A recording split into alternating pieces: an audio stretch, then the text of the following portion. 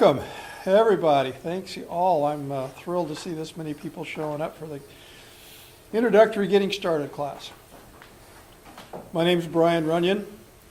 I'm the president of this organization, and this is what I like doing more than presidenting. I like teaching classes, and especially the getting started class. It's one of my favorite ones to teach. We are the Clark County Genealogical Society, if you didn't know that already. We are an all-volunteer organization providing tools and resources for people to be able to research their own families. So today I'm going to be talking about some good practices that are really good things to know about doing when you're getting started. You'll thank yourself later on for taking some of the advice that I'm going to throw out today. It's not my advice, it's stuff that has been handed down through lots and lots of generations of genealogists that continue to smack their heads saying, I wish I would have known that when I first got started. So hopefully I'm going to have something to say that will be of interest to you. The first thing I want to tell you about is that genealogy is not rocket science. It's really pretty simple. Start with yourself, write down everything you know, go back one generation at a time, don't skip. Wash, rinse, and repeat. That's really about it. It's not really rocket science, but sometimes it feels like that when it tends to get a little bit complicated. But it really isn't complicated. It can be complex. So begin at your beginning. Record what you know about yourself, your parents, your grandparents. Write it down. Find out what you know and write down why you think you know it. Because believe me, in 5 months, when you go back and you look at that little nugget in fact that you wrote down, you're going to scratch your head and say, why did I think that was true? If you write it down at the time that you find it, you will have your answer right there. It doesn't necessarily mean it's true, but you will know why you thought it was true back then. So ask about yourself, your parents and your grandparents, and the ones that are closest to you and the ones that are most likely to be able to give you reasonably accurate information. Don't try to go it alone. There's a lot of knowledge out there, and there's probably other people that are trying to research your family in addition to yourself. Find out what other family members know, or they think they know. Find out, write it down. It'll serve you well when you come around later on. So when you're trying to find that information out, I have found it's not particularly helpful to say, well, Aunt Flo, tell me everything you know about your family. Give them specific questions. Even have a little script for yourself. Figure out what questions you want to have answered, and maybe find 2 or 3 different ways of asking it. Maybe not asking directly is the way to jog the memories. Ask specific questions that they can hang their hat on. Figure out how to get the information. Jog their memory with other memories that may lead to who knows what kind of information. They are the ones that you are going to wish 5 years from now that you would have interviewed them to get that information. Find out who has the family records and where are they. Those are the things that we're going to be hanging our hats on. Those records, those things that were written down as close to the event as they possibly could be. Where are they? Where are those birth certificates? Sometimes they're stuck in an album someplace, safe deposit box. Ask the questions. Where are they? Where are the marriage certificates? Sometimes they're hanging on the wall someplace. There's all kinds of other information that people keep that will give you information and point you in a direction. This is not really part of this particular lecture, but any document only points you in a direction to a truth. The document's not the truth. It's somebody's memory of the truth. Even if it's the doctor writing the birth certificate out 5 minutes after she helped birth that child, it's still that doctor's memory of what happened 5 minutes ago. It's probably accurate, but I have seen birth certificates that were incorrect. They're all just memory. And you have to figure out, as the family historian, how close to the truth is it? Sometimes things are written in newspapers, and when somebody makes the newspaper, there's somebody in the family that you know is going to cut it out, whether it was good, bad, or indifferent. They're going to cut that newspaper article out and stick it someplace. Unfortunately, that someplace winds up sometimes being between the pages of a book, and they forget about it until 15 years later they pull the book out and here it is, or they don't, and it's gone forever. Find out if there are any newspaper clippings. Are there any albums that people have put together that contain those kinds of things? Correspondence, letters. They're a wealth of information about family history, stories, dates, relationships. Find out who has them. Find out if you can take a look at them. Find out if you can copy them. Get your camera phone out and take pictures of them, if nothing else. It's a great way to be able to preserve the things that maybe some family members don't want to let out of their possession. Oftentimes things are written down in family Bibles. Again, those important events, births, deaths, marriages, often recorded in family Bibles if that's part of the family tradition. And photographs. You always like to find photographs of your family. One of my colleagues in the next room over there just brought in a stack of photographs that a cousin just sent to her, gifted her with them. They are original photographs taken by her grandfather, who was a professional photographer. They are in the sleeves of his photography studio with the embossing on them. Pictures of her grandfather.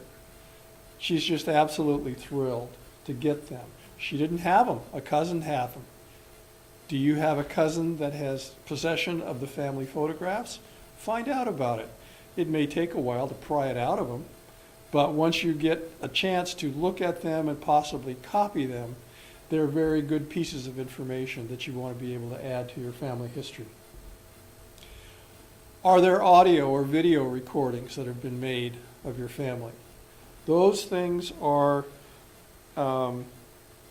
really good to be able to run that stuff in front of your family.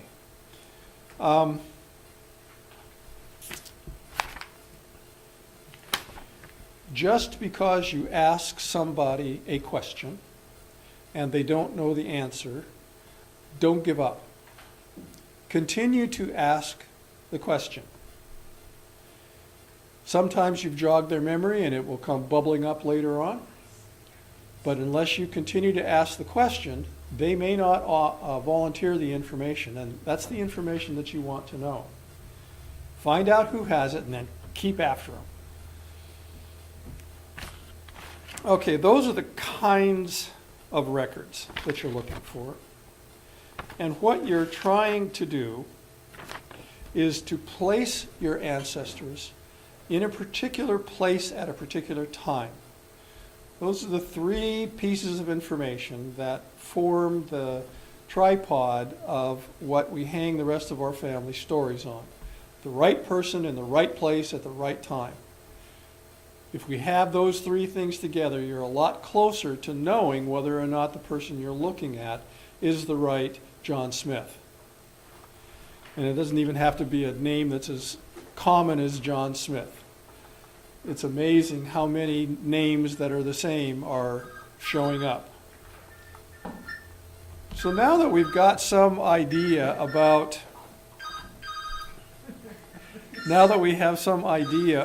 what kind of records we might be looking for, I want to talk a little bit about how are we going to keep track of those records. Are we going to keep them on little scraps of paper floating around on the top of our desk, or are we going to be cool about it and organize it in some way? There's every kind of way to be able to that's not what I want to do. Work with me here. Pardon me. There we go.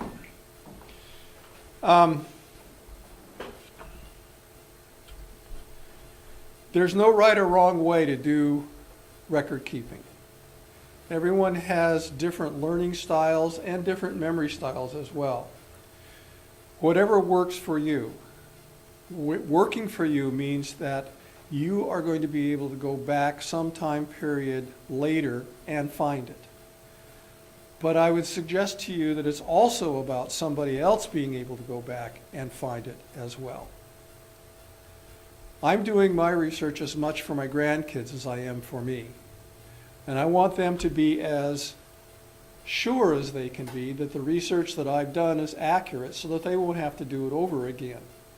Or, if they do want to verify it, they will know how to do that. They will know where I got the information, and they can go check out those same sources for themselves.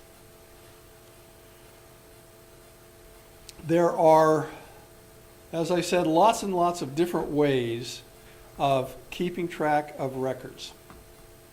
You can do them chronologically, you can do them by surname, you can do them all kinds of different ways, and everybody has their own preferred method.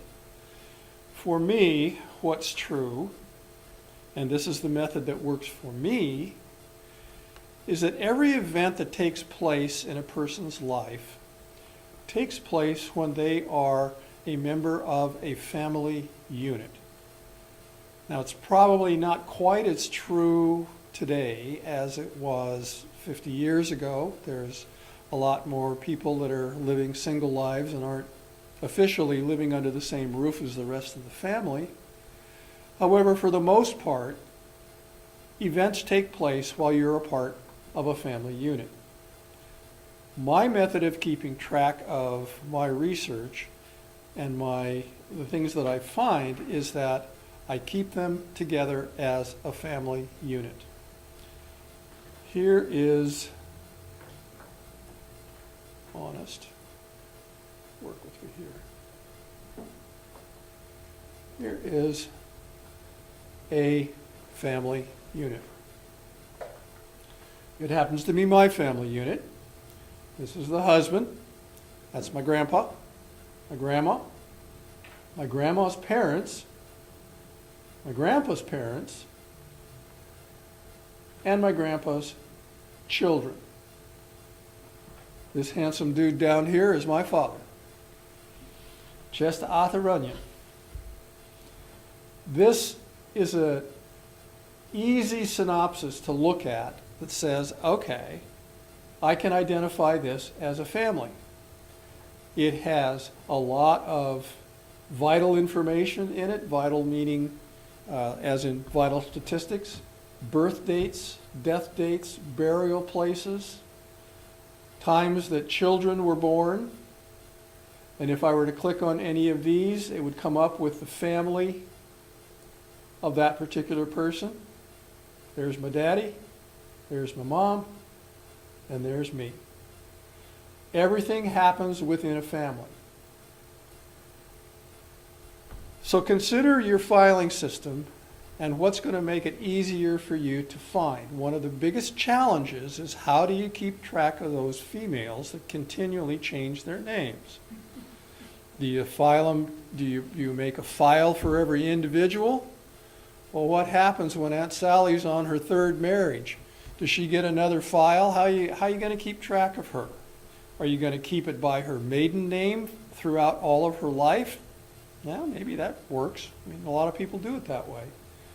I tend to keep things in a family record. So what that means, this is pretty obvious to look at this and see what this represents.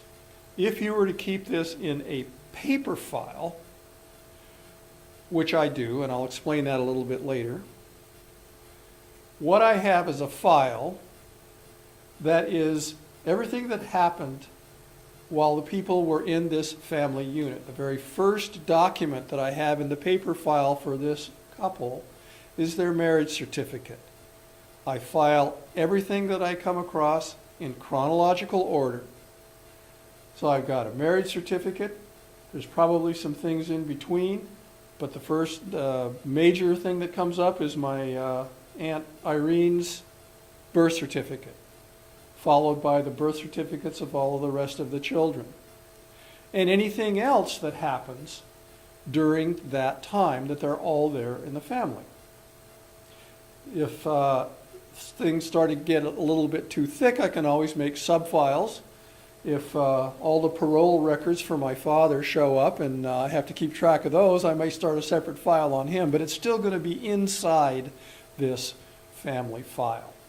For me, doing things chronologically as a family works great. When somebody leaves this family unit, more often than not, it's to start a family of their own, at which point the family file for my father starts with the wedding certificate for him and my mother, followed by birth certificate for me and whatever other information I want to keep filed in that folder.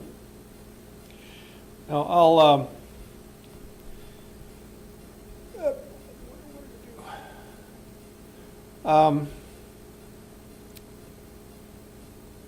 keeping things on paper is perfectly legitimate.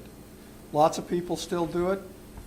I am comfortable on a computer and I like keeping mine electronically. It gives me a lot more flexibility, or at least that's what I think is true, is that I'm more flexible. Paper, 3-ring binders, file folders, filing by particular types of records. There's all kinds of ways to be able to organize this information. So you just kind of have to decide what works for you and your ability to find it out. Now here is a listing of a bunch of different software programs that you can use to keep your research in and the things that you find. And this is in your handout. It's towards the back. These things tend to jockey around. One year, one or the other one is the top spot, and the next year, the next one leapfrogs ahead. But these are kind of the ones that are there, and we can talk about these in some detail if you have any questions about them afterwards. But in the meantime, what I want to talk to you a little bit about is just a brief something to understand about searching for records online and syncing them with your family trees. There are all kinds of search engines out there. The two that you're probably the most familiar with are Ancestry and Family Search. Those are the two big gorillas in the room. They are, their names tells you something about how they do business. Ancestry.com is a for-profit company. FamilySearch.org is a nonprofit organization. They both do essentially the same thing. They go out into the world and they collect digitally these days records that they wish to make available to their customer base. Once they have these records, what has to happen to them is that someone has to sit down and look at each individual record and enter the pertinent data that's on that record into fields in a database that are usually specifically designed for the particular document that they are indexing. What the indexing does is allow you and me to sit at home in our bunny slippers and search for Uncle George. We can type in a name, submit it into the search engine for either of these organizations, and because someone has sat down and indexed all these records, it goes out and tries to find where are the records that belong to Uncle George. Now that seems obvious, but it leads into the other piece of information that it's good to remember. Ancestry.com charges you money in the form of a subscription to be able to look at the records that they have gathered. They have paid big bucks to go out and gather the records, and there are still literally hundreds of cameras out there capturing digital records. It's not cheap. They pay people to then look at those records and enter that information into databases called indexing. They pay those people to do that. You and I pay for that effort through our subscriptions. That's how they keep that going. FamilySearch.org, on the other hand, as a nonprofit, being the genealogical arm of the Church of Jesus Christ of Latter-day Saints, the Mormons, they have a religious interest in genealogical research. They've been gathering records for a really, really long time, storing them, indexing them, and making them available. They do it for free. They subsidize all of that from their church memberships. And then they have volunteers that do the indexing. And it isn't just members of the Mormon Church that do the indexing. Anybody that wants to can sign up to do indexing. Many of us down here do indexing as a way of paying it forward. Most of us have found profound things by searching on Family Search's records that somebody else has spent time indexing.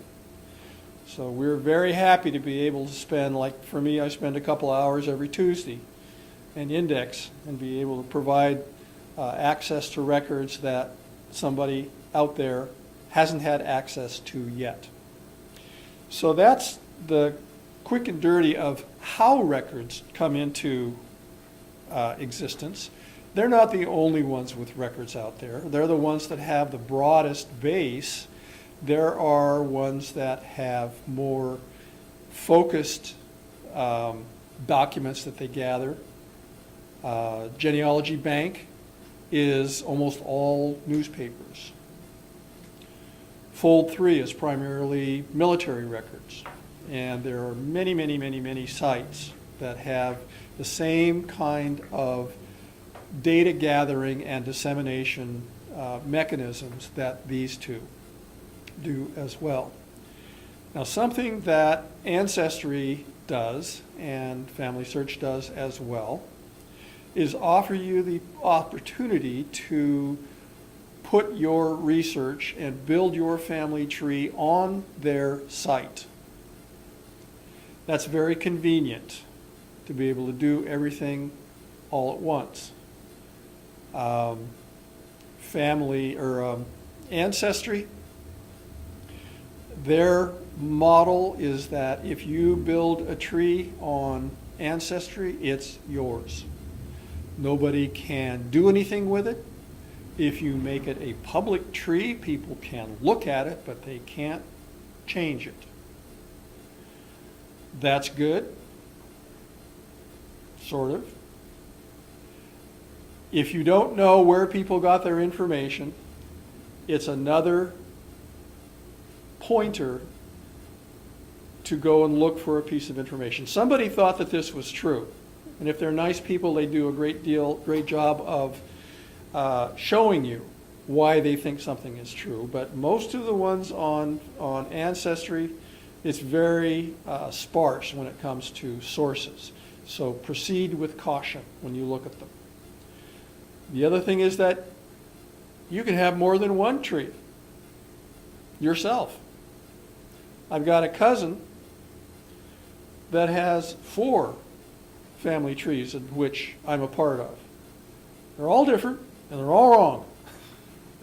So just be careful when you look at the information that you find from somebody else's. And I sound like I'm picking on Ancestry, and that's not really true. That holds true for any compiled genealogy that you go to look at. It's somebody's opinion of what's true, and you need to do your own research around it. It's nice if they provide sources that you can go and look at that source as well, but just be careful. In comparison with that, there are a couple of places now that are trying to build something called a one-world tree. They're trying to build a family tree in which every single individual is only represented once. And everybody's in agreement about it. And as you can imagine, that's quite a challenge. But they are working diligently, and there's lots of algorithms within the search things that make it easier. And I'll just give you a small anecdote around that. I have a brick wall that I've been working on for close to 3 years now. I have a great-grandfather that died in 1856, right in the middle of Bleeding, Kansas. In fact, the property that he lived on was right on the border. His western border was Kansas, and he was living in Missouri. And he was right in the thick of it, but I don't know how he died. I know when he died, December 1856. I don't know where he's buried. I have been able to research and find his widow and her subsequent 3 husbands, following her different surnames throughout all of that, but that's another story. And I decided I'm going to go take a look at this one world tree business and see if anybody else has anything that they might want to say. Well, nobody had anything on John B. Reese, another one of those John Smith names. Nobody knew anything. Well, I have been doing what's called collateral research, in that I think that the person that lived next door to them in Missouri was his brother. I think. Lewis B. Reese lived next door, was the administrator for his estate when he so unfortunately died without a will. They sold land to each other, and he's the right age to be his older brother. Have I proved it? No. Not at all. But I thought, gee, I wonder if anybody else has found anything about this guy, Lewis B. Reese. So I went and looked on the One World Tree thing that Family Search is doing, and here's a Lewis B. Reese, and it's got a set of parents there in Missouri. That's interesting. So I went and followed, this was one that fortunately had a couple of sources there. And I found Lewis with his wife, Charlotte, who from looking at other probate records, I knew that my Lewis's wife's name was Charlotte. I thought, well, that bodes well. This might be something. 3 kids. All right. It's good to know. Write that down for future reference. And then I did what's always a good thing to do in census records. I went back a couple pages and I went forward a couple of pages looking for other Reeses. Were they relatives? Were they, what were they? Are they in the same area? Because back in that era, families tended to stay in fairly close proximity with one another for at least part of the time during their lives. 6 households away, I found what looks to be Lewis's parents. Right ages, Right place, they're right there in Bates County, Missouri, where they're supposed to be. Looking down the list, John Reese, 20 years old. I don't know it yet, but I'm hanging my hat that this is my guy. So you never know what you're going to find by following what you don't know. You wind up following it, writing the stuff down, and figuring out how true it is later on as you get more. There's something in genealogy that's called the genealogical proof standard. And the main thing that you're looking for is to be able to say that you have done a reasonably exhaustive search. In other words, you've looked everywhere. And that will never happen because there's always new stuff coming up to go look at. But when you have reached the point that you have found every piece of evidence that you possibly can find, then your job is to sort through that information and decide whether it's true or not. And then you make a judgment as to whether or not this is your family in this place at this time. In truth, that's as good as we can ever do, is get reasonably close. Sometimes all the evidence stacks up and it looks pretty darn good. But nobody was ever there. The only thing that you can absolutely, well, mostly, hang your hat on is when a mother says, I gave birth to this child. That's the only thing she can say, and the father was Joe Frank over here, but you got to take her word for it.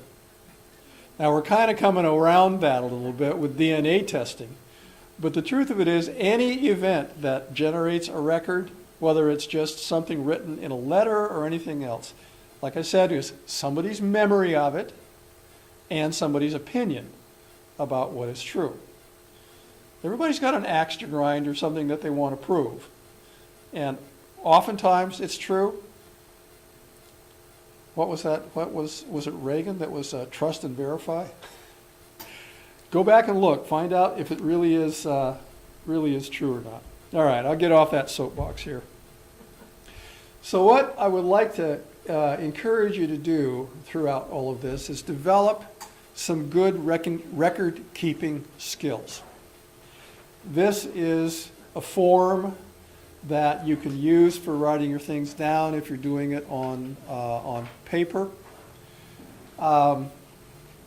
These kinds of forms, family group records, pedigree charts, all these things are available everywhere for free. You can go on to Ancestry without a membership and print off copies of these.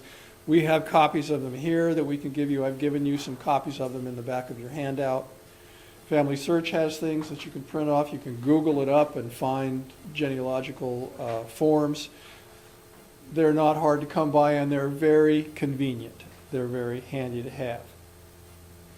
What I would like to ask you to do as you start putting your information down is to be consistent. Do it the same way so that everything is in agreement with everything else that you write. And the gold standard throughout all of this is you start with the smallest unit and go up to the larger unit. And what that means is when you're writing down a date, start with the day, followed by the month, followed by the year. And within that, I'll give you this example. Notice the dates up here are a numerical day, an alpha month, and a 4-digit numerical year. There's good reason for doing that. First of all, don't use the form of 1/22/47. One of the reasons is that not every country in the world does that mean the same thing to. Here, that means January 22nd, and we can make an assumption that it's 1947. That's my birthday, by the way. And in some parts of the country, and that isn't a very good example, so I'll give you another one. If you write the date down 1/3/53, In some parts of the world, here, that means January 3rd, 1853, 1953, whatever is appropriate. In some parts of the world, that means March 1st. They write it in a different order. You can get around that by always writing your dates down using the alphabet to spell it out. January through December, all of them written down as either in a three-letter abbreviation or what I've started doing now, because I get my computer to do it for me, is to write out the entire month, the entire spelling of it. You'll see that same following here. You'll notice here in the place, it is town or city, county, state, and country.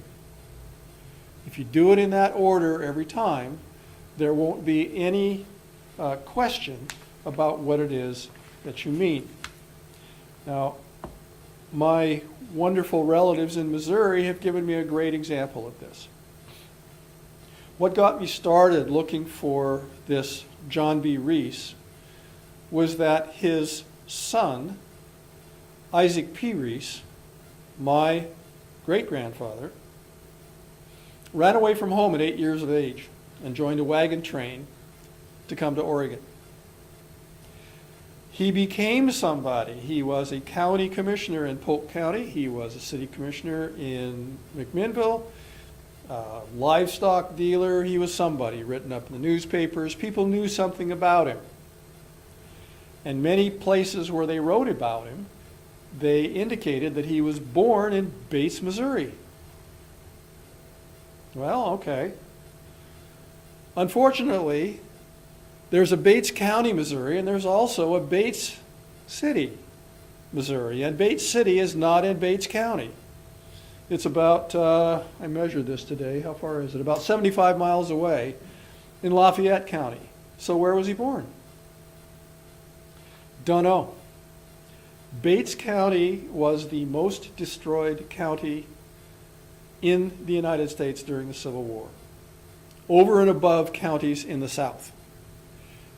In 1863, General Ewing from the Union side came in, issued an order number 11, saying, okay, we can't protect anybody that's here.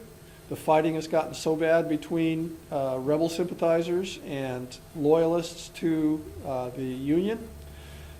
Everybody out of the county. Take your stuff with you. We're going to burn it. And they did. They burned the entire county. Nothing was left. Bates County has had 4 courthouses burned. There are not too many records left. So I don't know for sure where my great-grandfather, John B. Reese, or Isaac P. Reese was born, but I'm pretty sure it was in Bates County. Getting lots of things to surround it, so I'm kind of hanging my hat on it.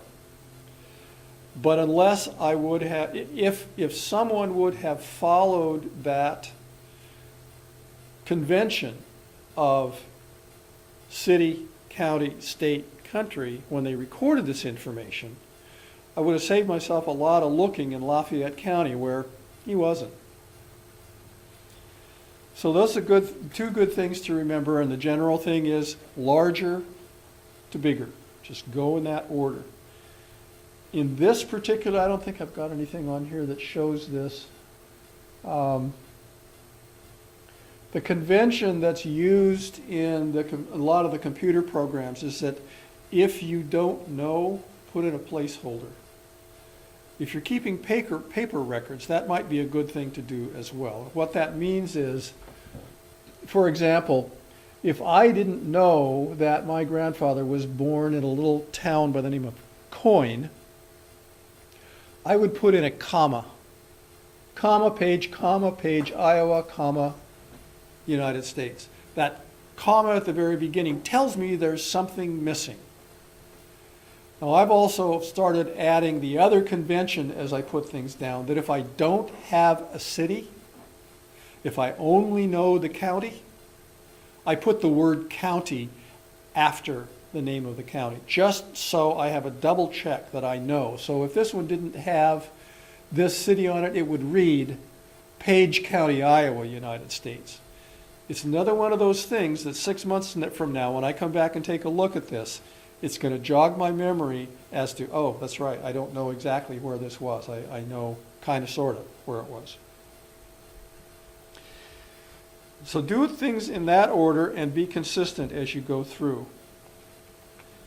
There are lots of places and lots of ways to be able to keep records. Decide which one works for you.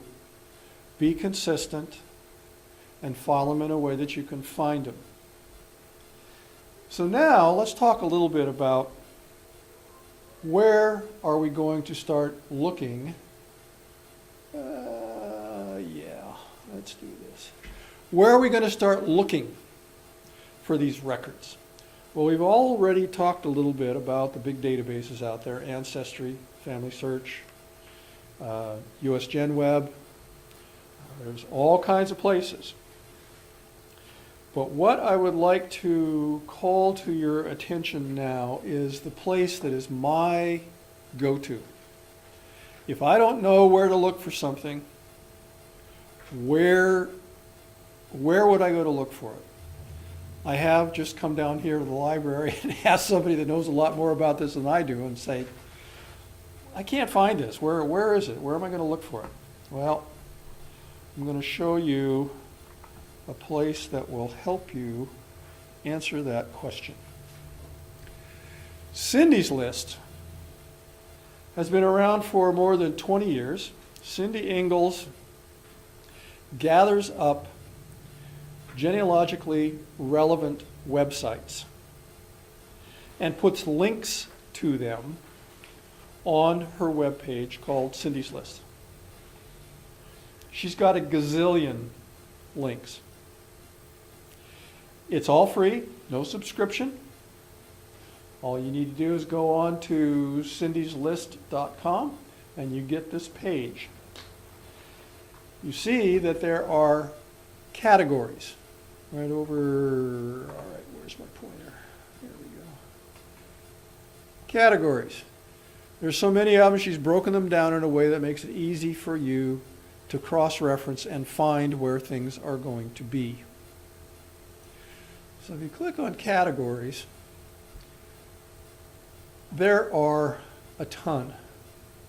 You want to know about where to go look for newspapers for somebody? Click on this. There's 870 links that you can click on to go find out where you might find newspapers. Want to know about different numbering systems to keep track of your families? Well, there's 37 sites for that. Want to learn something about Lithuania? 225 sites about that.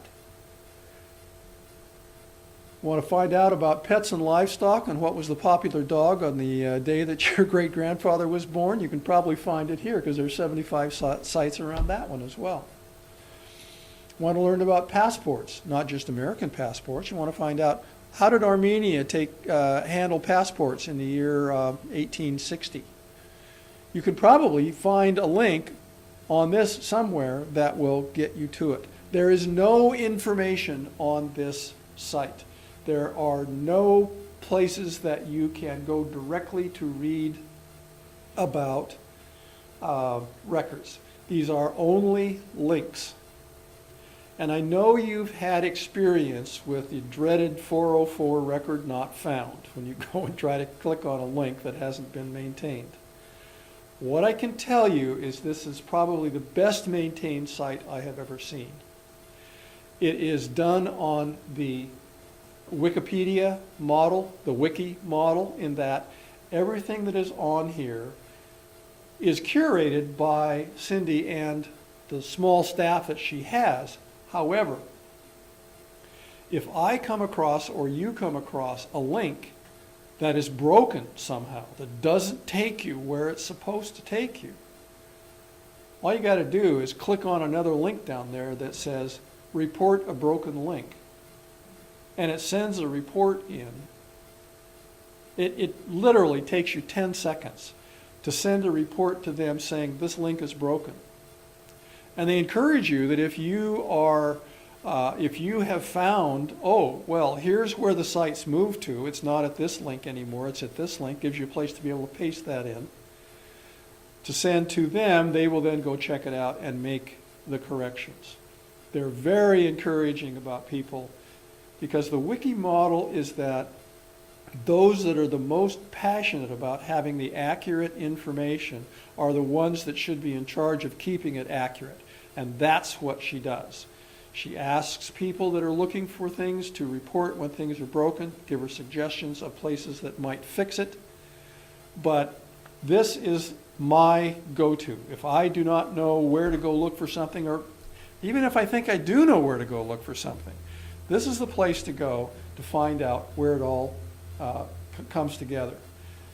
Now, having said that, I want to give you one quick caveat about this. If you want to go learn about Missouri, you notice here, where is it? Sorry for scrolling.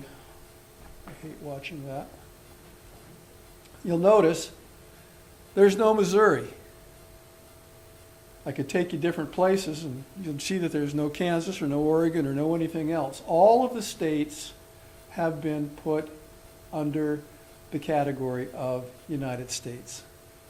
So go up and click on United States, and then you'll go down and see all of the states. And if you want to know about where to go find anything at all about any of these states, just click on it and it will come up and say, okay, you want to know about where the cemeteries and funeral homes in Missouri are? Click on that link, it'll take you to it. Want to learn about censuses? Were there any state censuses in Missouri? This will tell you where to link on them and to be able to get to them. Want to find out about the history or where to go for obituaries? Any of that.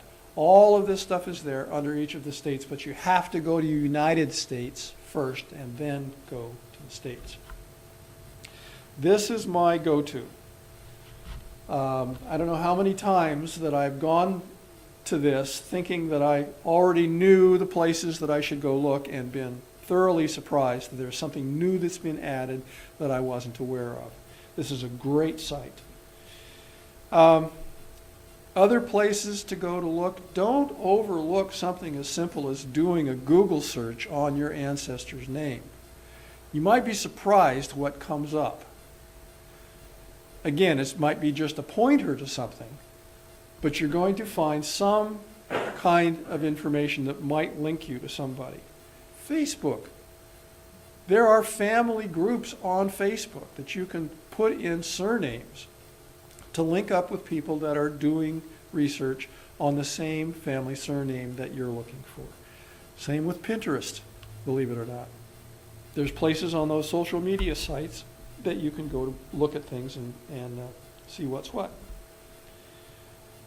Blogs are a little bit of they were where the chat rooms were when genealogy was first getting started using computers. There is a site, and I should probably bring this up.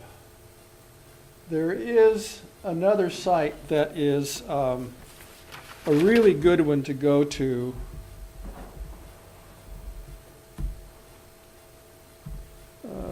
Is it .org? I think so. This one has been around for a really, really, really long time. It's run by volunteers, and it's broken down by states, and then the states are broken down by counties. These are very labor intensive to keep up, and it is volunteers that do it all. Our dear colleague down here, Alice Allen, who sends our newsletter out, composes it, is the coordinator for Clark County on US GenWeb. But this is a great place to go and look to find out what you might know or what you might want to connect up with. So let's go take a look at Washington and go down here and look at Clark County. Oh, look. Hi, my name's Alice Allen. I'll be your host. So there are all kinds of places to click on and link to. And again, these are places that are kept up by volunteers. So you can go and find information on any of these things that, and here's the caveat, on any of these that are up to date. Again, it's volunteers that do this, so oftentimes things kind of fall through the cracks. It's not like I have seen it on Cindy's list. Cindy's list is kept very current and up to date. This is a little more sketchy, but it is always a good place to go look. Now, having said that, there are libraries around, all different kinds of libraries. Ours, of course. But there are university libraries, there are public libraries that have information. But the specific thing that I want to bring to your attention about our Fort Vancouver Regional Library down here, one of the things that you will use to start off with your research is census lists. Those are the snapshots that are taken every 10 years that put people in a place at a particular time. You can find them lots of different places.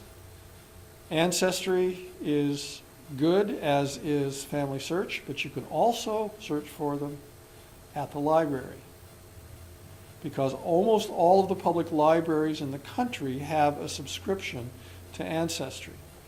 Then all you need is a library card to go in and be able to access the library edition of Ancestry at the library. Now, you can't get to your own family tree, but you can get to pretty much everything else.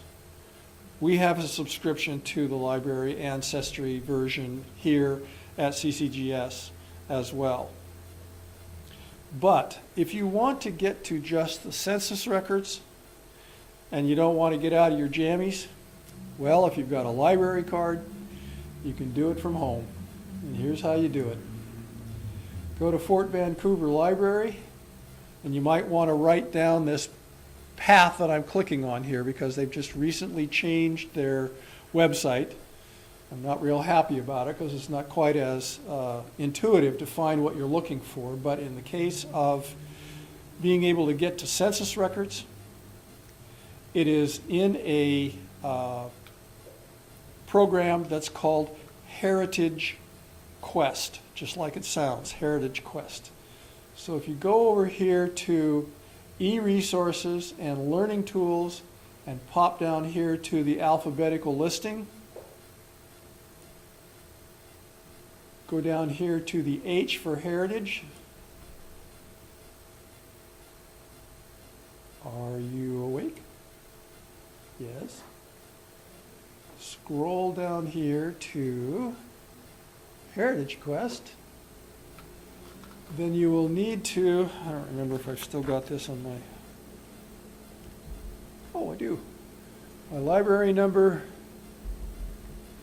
and your PIN that you've registered for. And, drum roll, here is Heritage Quest. And you have access to all the census records. You search on it the same way that you do at Ancestry or Family Search. As it turns out, Ancestry, in its great way of gobbling things up, owns Heritage Quest now. But they have said they are going to keep it free. They're not going to make it hidden behind a paywall, and I believe them. And the one thing that them taking over Heritage Quest has done is it has made the made the search parameters fuzzy, and that's a good thing. Before they purchased Heritage Quest, you had to type in the exact spelling of the person that you're looking for. And we all know how many records have spelling errors in them. So you had to type in a separate search for each one of the possible spelling variations. That's not the case any longer. You can type it in and it will do a fuzzy search. Now, I'll give you a little story here about the 1940 census. You may or may not know, censuses are locked up for 56 years, and you can't get to them. Well, actually you can. You can petition to be able to look at your own family's census record, if it was, from 1980 or whatever. But if you want to just go search for something, those are not publicly available for 56 years. Well, the 1940 census, did I just lie? 72 years. Sorry, 72 years. You'll cut that out on the tape, right?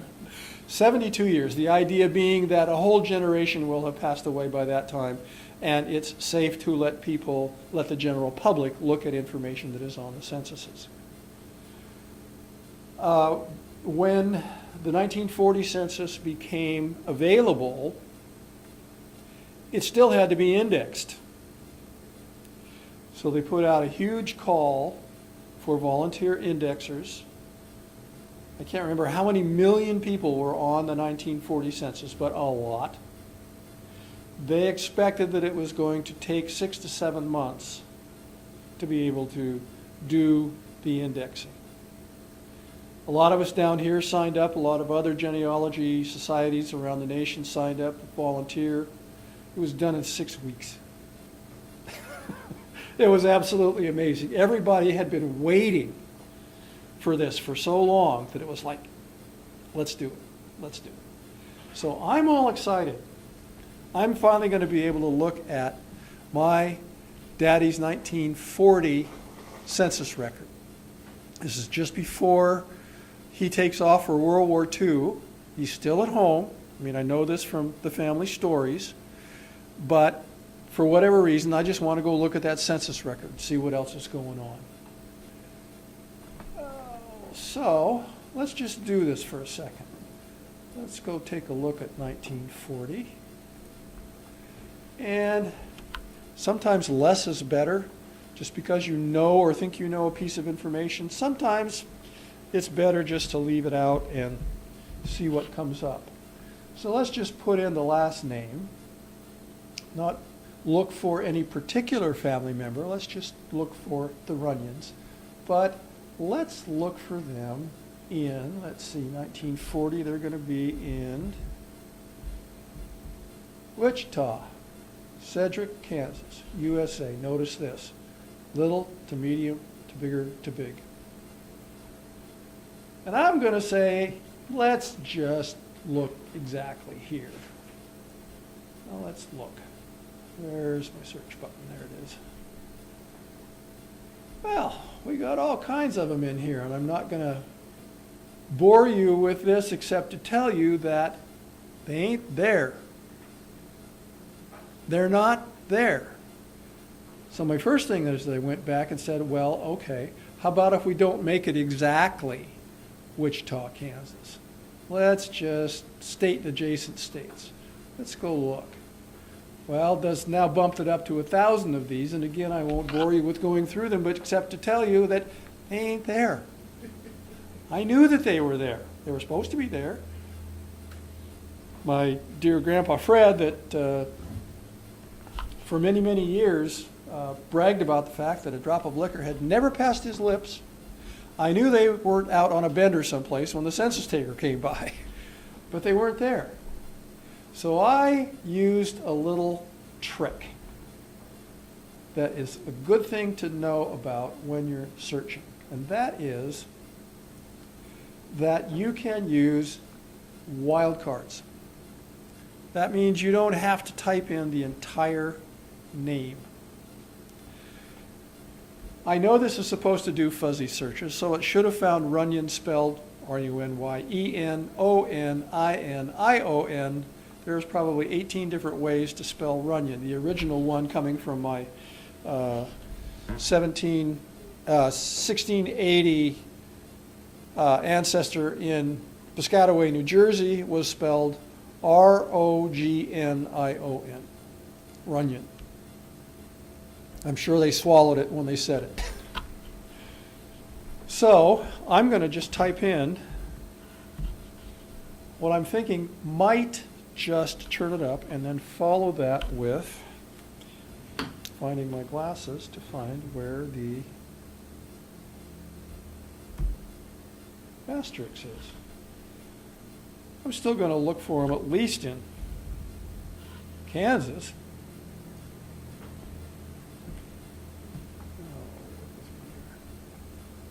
Now let's go search and see what happens. Oh, well, we got stuff. Picking up the O's. Anybody see Fred? No. Well, I'm, let's see, sure goes from 8,000, didn't help any. Well, what I will tell you happened here, and I really do want to be able to show this to you. Come on, where is it? Is that when the census taker wrote down their last name, they failed to put an N on the end of it. Fred Runya,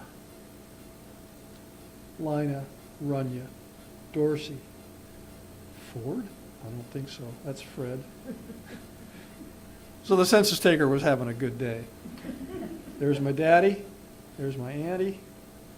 Spelled it R-U-N-Y-A. Now the point that I'm trying to make here is that the last letter in a name is very important in the algorithm that is developed to go and look for that.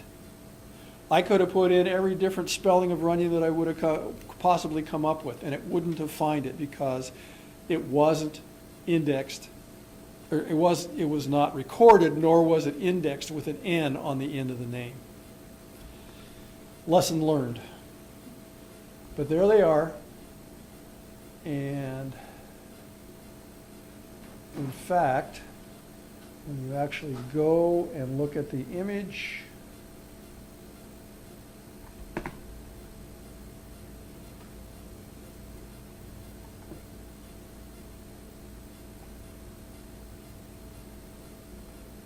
it is in fact no N.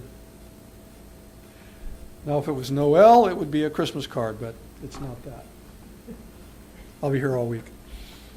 I just know my grandfather. Yes. I didn't know that he, in 1940, was living with his father-in-law. And of course, his wife, and my dad, and my uncle. Cool. Cool stuff. So this is what you can do with your library card at home, relaxing. Just go on the Clark County, or where are we? Get into Heritage Quest by following that path, and you'll be able to search the census records. But I want to show you, I'm going to back out of this a little bit. Pardon me for doing it this way. Within Heritage Quest, 3 librarians told me that you had to be in the library to use any of their services. not true. So take it with a grain of salt, yeah. Nope, I don't have any special compensation. Now, you can't get into Ancestry unless you're at the library. But you can get into Heritage Quest. And what I'm going to show you right now is that it's not just censuses that Heritage Quest has. Can I ask a question? Sure. If you're going to document, make a chart note of how and when you found that information, how would you document that in your sheet notes so that you would know where you went on the Heritage Quest site? Are you able to, I just might know how you're going to document that for your record so you'll know in the future. You have to say. That's a whole nother class. And no, I won't put you off. I mean, I'll tell you a little bit about it in detail. Because I mean, it's internet stuff you're getting versus physical hard copy that you're looking at. Sure. Like a book or something. Right. Or know how you document that. Well, I can tell you how I document it, which is there is something that I mentioned, the Genealogical Proof Standard earlier. There is a book that's about that thick called Evidence Explained by Elizabeth Schoen Mills. And she has gone through and put together the scholarly footnote pattern that you should follow for documenting almost any kind of document that you will come across. The explanatory part of that book only takes up about that many pages. The entire rest of it is examples of how to be able to document them. Now, that sounds pretty daunting to be able to figure out how am I going to do this. That's one of the reasons that I like using my genealogy program, Legacy, because Legacy has taken that every one of those patterns, every one of those templates, and folded it into their program. So when I say I want to add a source, and I say I want to add a census source, it populates my screen with a fill-in-the-blank template that then generates the appropriate, correct footnote that sources that item. Now, having said that, what you're trying to do when you're sourcing something is to make it possible for somebody else to find that same document. So you can say that it's on Ancestry or it's on Family Search is where you found it. But where you have the opportunity to put in repository on any of these things, then is where you want to put in where does that document really live. In the cases of the censuses, they're in the National Archives. That's where you want to say this is where they live. Tell people, if you want to go look at them, if you want to look at copies of them, you can go to Ancestry, you can go to Family Search or these other places. But the repository for the actual document is not online. It's in some other repository someplace. So that's the general outline of what you try to capture when you write up a source for something. Is that okay? So I just mentioned the Federal Archives, National Archives and Records, something or other. They're a great resource. We have one up in Seattle. The people up there are incredibly helpful in knowing, this is the biggest thing that I found when I go to a library. Actually, when I go to the store and I ask for help, I want the person that I ask to know what's your product, what's your stock, where is it? And the people at the National Archives know their stuff. And it's absolutely amazing to me what they're able to come up with. Another little side note of someone that knew his stuff. I just, a couple of months ago, got back from a trip to Missouri, where I was trying to find my John B. And at that point, all I knew was that he died sometime before December of 1856, because that's when I found the first probate record where what I think is his brother, is appointed as the administrator for the estate. So I figured, okay, if they're doing an estate for him, he's probably dead. So he probably died sometime before December or whatever it was, 1856. But that's all I knew. I visited, while I was back there, the Bates County Museum. And they have some of the most amazing stuff in there. And the gentleman that was helping me was very, very knowledgeable about what it is that they had in their collection. So I'm going through plat books and I'm finding stuff and I'm getting all excited. And at some point, here he comes with this tome, this great big leather-bound book. It says, I think I found something. Opens it up. It's a stray book. It was where, when someone found an animal or an animal wandered onto their property, they went to the county and registered the fact that they had a stray animal. Now, in one case, you'd think, well, wasn't much going on in that area at the time. Why don't you just, yeah, this is my chicken, or whatever it was. I guess you don't brand chickens, do you?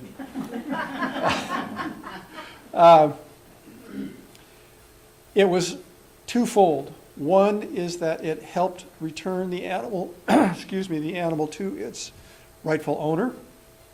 The other is that it put the county on notice that you weren't going to be taxed for it, because you were taxed on every single piece of property that you owned. And he brings out this book, whomps it open.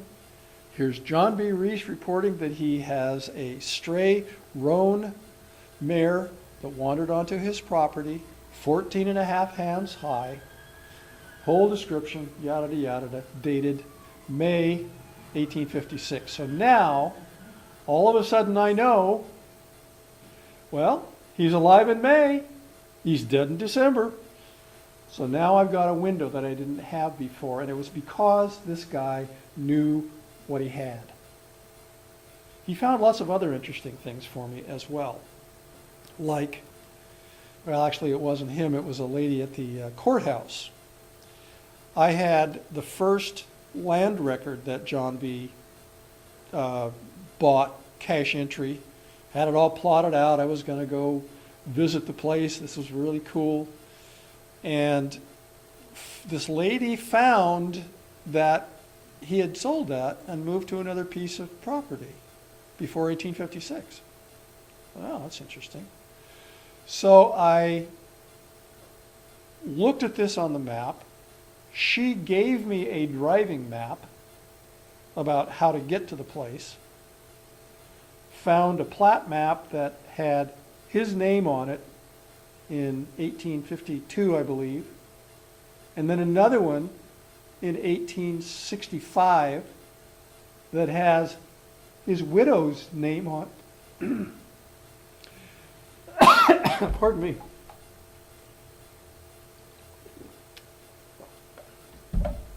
With the first of her next three surnames.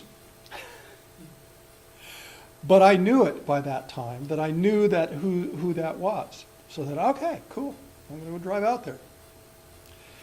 So I drove out there. I'm driving up State Line Road, well named because Missouri's on one side and Kansas is on the other side. And I get to the place where she had shown me on the map. This is where it was. And I drive up and I look over here into Missouri and look down the driveway, and here's a agricultural operation of some kind. It's got some farm buildings and farm machinery and stuff going on over here. And I thought, oh, that's cool. And here comes the driveway, and here it goes across the state line, and here it goes the driveway up into where the house is. That's obviously, from the looks of it anyway, these are connected. These people are farming in Missouri and they're living in Kansas. Doo-dah, doo-dah. I was pretty excited. And I'm still chasing that one down with correspondence with all of those. But again, it was because somebody knew what they had in their records. So back to the library just briefly here. You can go and look in city directories. Those are great things to be able to look in. It was the prior to phone books and phones being common, you could go and take a look at somebody's city directory, which I've gone into and found my uncle or my grandpa Fred. He's a produce dealer. You can search for military records, immigration records. You can get to all kinds of things through Heritage Quest. So it's a good resource that's available to you with your library card. There are state archives. The state of Washington has started a state digital archive, so where they're putting everything into digital form for safekeeping. Of course, genealogical and historical societies have information as well that you can go and look at. So, let's see, where Are are we? naturalization records? I'm sorry? Would naturalization records be in an immigration record? Might be. I mean, Might I be. don't know where you start. I mean, I don't understand stuff for living or something like that. Well, you're going to be coming down to the library for a while, aren't you? We can certainly help you do that. Immigration, those are great records to be able to have. One of the first places to start is in the 1880 and 1900 censuses, lists. Shouldn't say lists. There's a box on there to write in year of immigration, which is a great thing to narrow down when somebody came into the country. Then you can start looking. Not everybody came in through Ellis Island. 75% of people that came in during that time period of great migration did come in through either Ellis Island or its predecessor,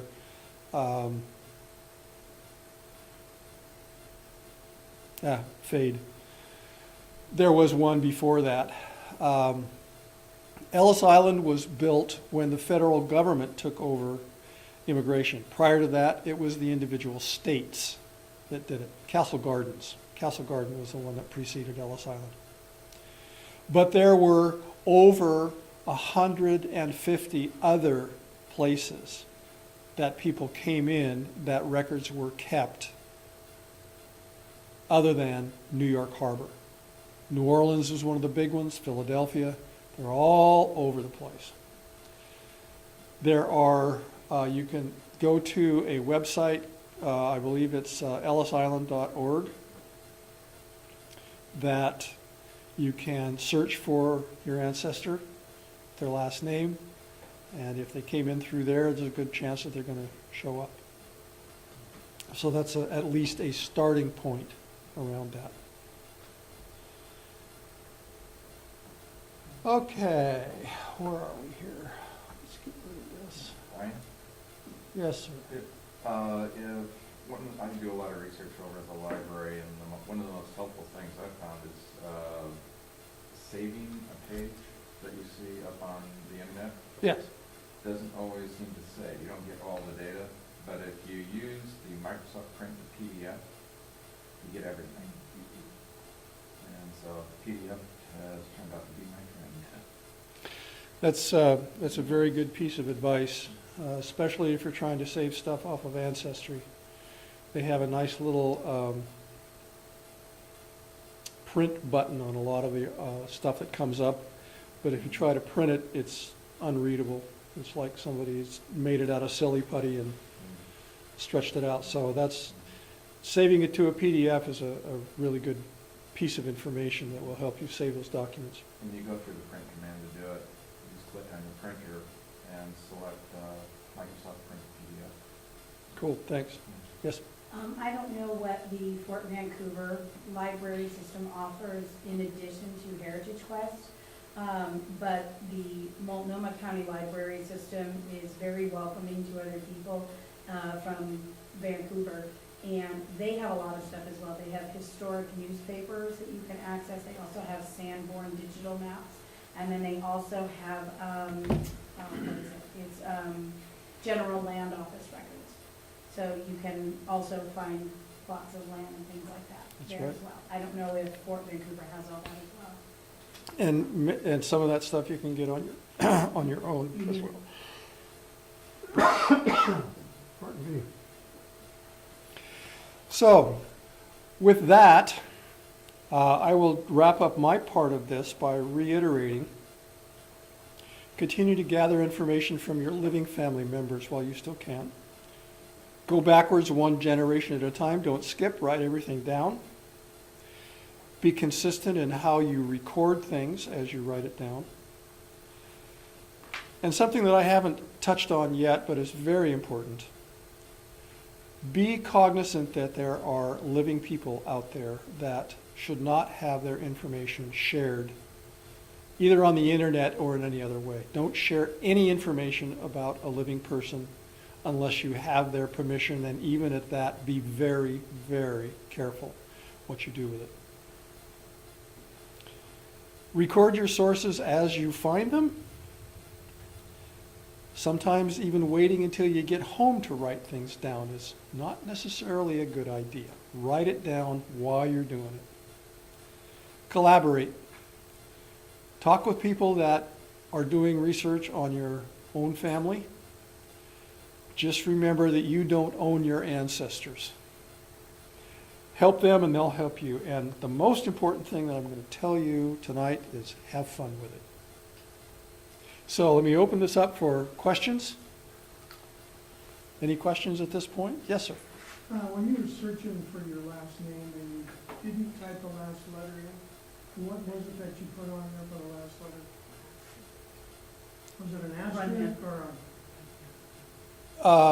I believe when I found that, it was using the asterisks. asterisk? An asterisk will search on all the letters before and any combination of letters afterwards. Or no letter? Any number of letters afterwards. The asterisk will look for any string from 1 to however many. If you want to look, you want to limit the search to just a single character. As an example, if you knew that it was Runyon, but it was either A-N-O-N-E-N or I-N, you could put in R-U-N-Y question mark N, and it would only use a wildcard for that specific place in the name that it's looking for. Google search strategies. There's a whole list of things that you can do to maximize your search strength. Putting things in quotes, searches only for those words in the order that you put them in. There's all kinds of little tricks that will help you get more out of your searches. If we come down here to say use Ancestry, we should bring our own computer down, correct? No. And be able to access it in here or? No. or We have 5 or 6 computers in there, and they're never all filled up, and we ask that you use the society computers. Actually, Ancestry asks that you use the society computers. Anything else? Yes. I wanted to ask you about getting DNA. How did you go about that, or what, is there, anyway, help me. I'm smiling because I don't know enough to speak intelligently about it. I have submitted mine, and I came back about as white as you can be. Got nothing else going on but white. There are 3 different things to search for in DNA testing. There's mitochondrial that traces your female line back, female to female to female to female. There's the Y test that tests the males, male line back, male to male to male. And then there's the, I'm not remembering the name of it now, but the other one that is more general. And I can't speak much more intelligently about it than that. What about where to go to do this? Ancestry, there are probably 4 or 5 different companies that are the big ones. Ancestry does it, 23andMe, Family Search does it. I don't remember who the other ones are that do those. One nice thing about it is that they're starting to collaborate in that if you get a test done with one and get the results back, it's not 100%, but you do have the ability to submit those results, the actual DNA report, not the interpretation of it, but the actual DNA report to one of the other companies and have them interpret it for a different result. I probably sat in on 5 or 6 DNA classes, and I leave scratching my head a little bit. We're talking about it right now in the society about offering another DNA class in the spring and figuring out how we're going to do that. I will give a little plug. There is more information and more help and more classes out there available on the internet than you can shake a stick at. You could spend every waking hour watching classes on just about everything you could possibly imagine that's related to genealogy. The program that I use, Legacy, sponsors webinars every week that we show down here in this room live when they're broadcast. They cover every range of information you could possibly think of, something different every week. It ranges from introductory level classes to things that are so far into the weeds that you're going to need a weed whacker to work your way out again. We open our doors. They're available free. Usually they're at 11 o'clock on Wednesdays. But check our website. The information's on the yellow trifold there. It's also in the front window, newsletter. We publish it all kinds of places, including the Columbian, as to what classes are being offered and when. They aren't always Wednesday at 11. Sometimes they're Wednesday at 5, like this last Wednesday we had one at 5 o'clock. And sometimes they're at Friday, which we have one tomorrow night, or tomorrow day, tomorrow at 11 o'clock, which I'm really looking forward to. It's going to be on nature versus nurture, exploring adoption with DNA. So it should be pretty interesting to be able to watch that. I just started watching a 5-part series that Legacy has in their archives on DNA, and it starts out real basic. Now, let me give you just a little background information about the Legacy webinars. You can watch them at home when they're being broadcast live. All you have to do is register, saying, okay, here's my email address, and I would like to be notified 2 days before and a couple hours before when these are going to be shown. And then there's a link in there that you click on that gets you into the webinar as it's getting ready to be broadcast. Now, having said that, they always have 1,500 people or more that sign up, register for these classes. They only have enough bandwidth to service 1,000. So the first 1,000 people that click in are the ones that get in. Now, you're not totally out of luck because they show them for free for a week afterwards. All you have to do is go on their website, familytreewebinars.com, I believe, and you can watch them as many times as you want in that next week. They do have a subscription that you can purchase that gives you access to all 457 classes that they currently have in the archives. And when I say that they cover everything that you could possibly want to know, it's only a slight exaggeration because they keep adding more every week, sometimes more than one a week.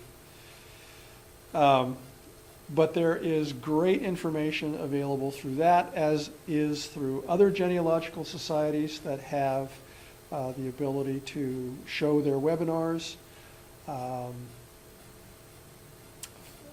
Both Ancestry and Family Search has educational programs that you can sign up to view. Don't even have to join anything or anything. They're just available there. So whatever you might want to learn about, it's out there. It's out there. Any other question? Yes, ma'am. On the pedigree chart, Yes. I think the lady, the other man, not today, but the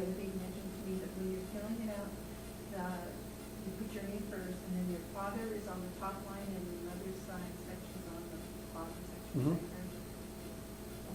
that correct? Okay. Yep.